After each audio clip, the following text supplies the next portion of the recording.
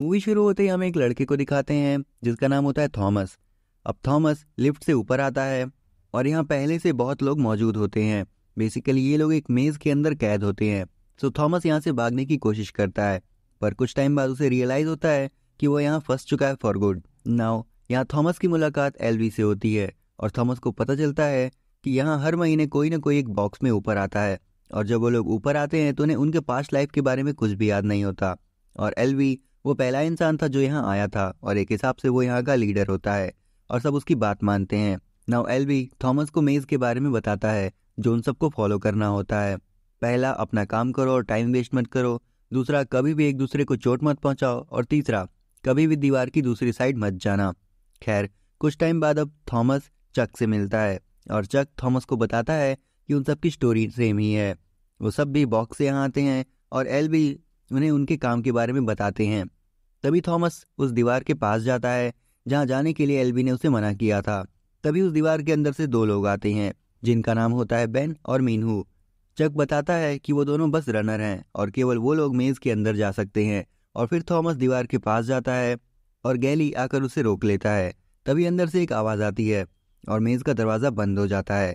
इधर रात में अपने को देखने को मिलता है कि सब लोग पार्टी करते हैं और न्यूट थॉमस को बताता है कि मेज बहुत ही खतरनाक जगह है और हर दिन सुबह जब मेज खुलता है तो रनर मेज के अंदर जाते हैं और उसे याद करते हैं कि ताकि वो लोग बाहर जाने का रास्ता ढूंढ सकें।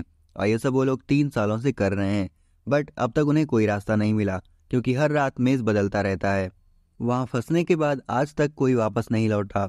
वो अंदर एक क्रिएचर है जिसे वो लोग ग्रीवर्स बोलते हैं, लेकिन उसे आज तक किसी ने नहीं देखा क्योंकि जिसे उसने देखा वो मारा गया।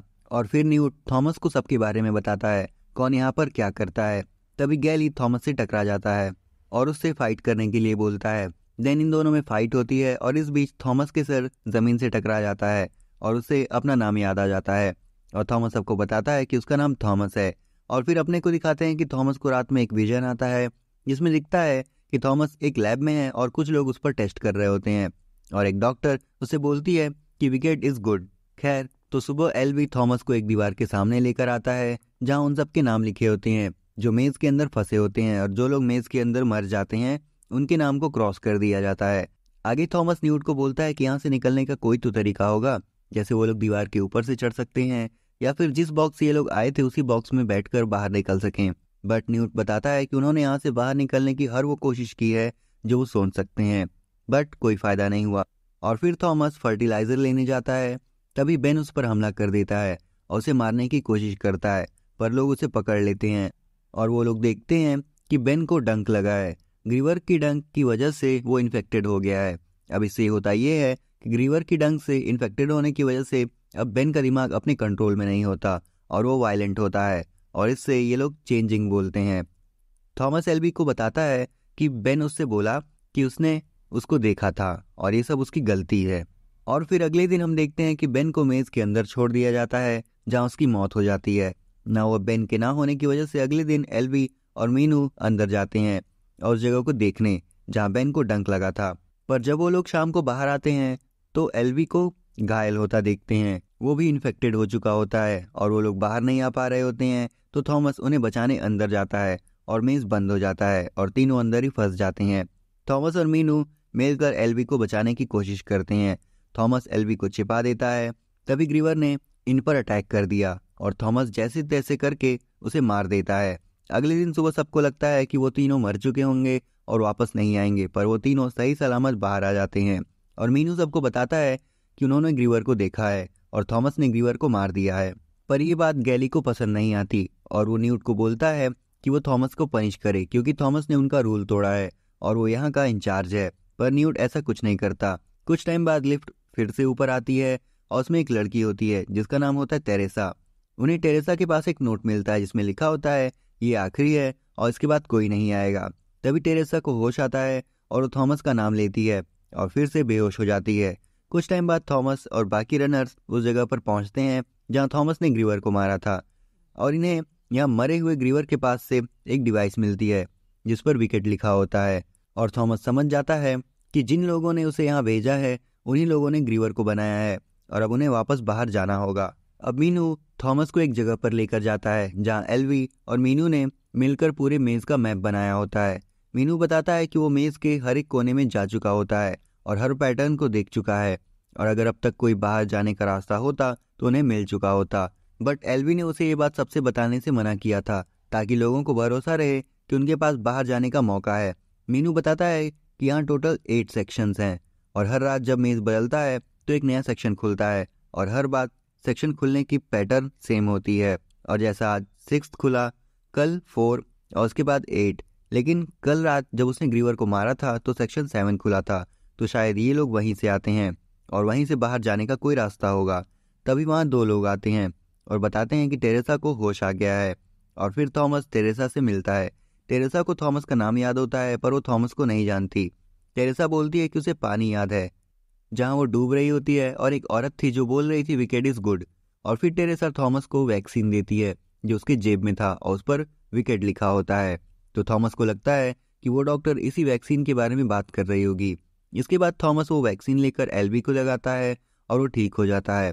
और फिर मीनू और थॉमस सेक्शन 7 में जाते हैं, और ये लोग एक जगह पर जाते हैं जहाँ इन्हें वहाँ बेन के कपड़े मिलते हैं, यानी ग्रीवर उसे यहाँ पर लेकर आया था।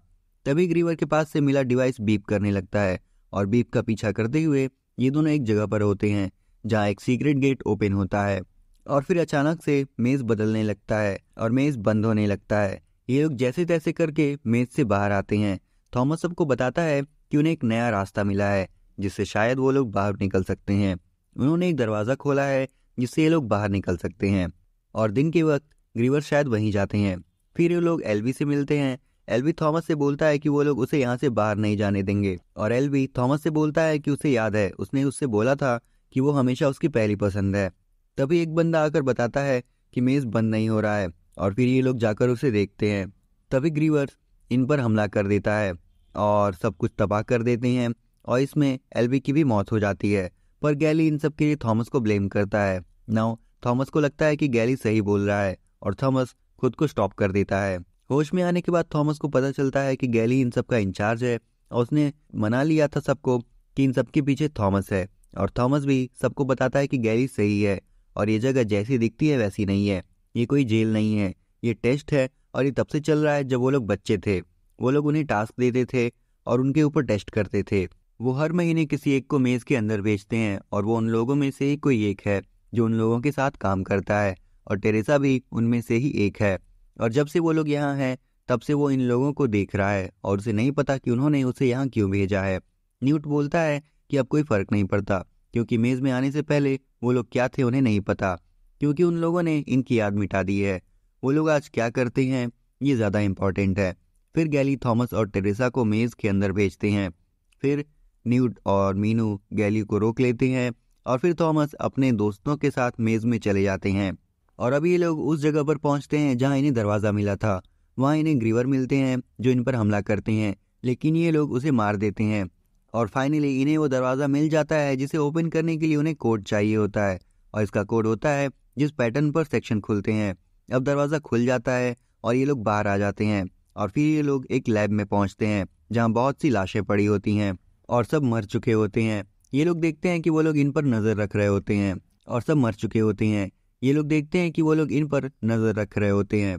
तभी इन्हें एक डॉक्टर का मैसेज मिलता है जैसे थॉमस अपनी विजन में देखा था, और जिसका नाम होता है डॉक्टर एवा पेग। डॉक्टर एवा बताती हैं कि अगर वो लोग इस मैसेज को देख रहे हैं तो इसका मतलब उन्होंने मेज़ के ट्रायल को कंप्लीट कर लिया है। फिर डॉक्टर बताती हैं कि जो कुछ भी उन्होंने इनके साथ किया उसके पीछे एक रीज़न था जो उन्हें याद नहीं होगा। डॉक्टर बताती है कि सर ने उनकी दुनिया को जला दिया है और लाखों लोग मारे जा चुके हैं।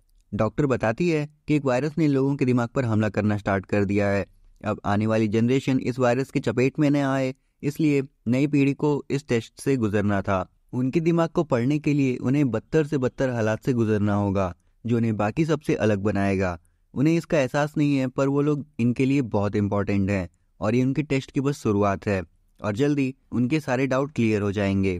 इसमें काफ़ी वक्त लगेगा, पर याद रहे विकेट इज़ गुड।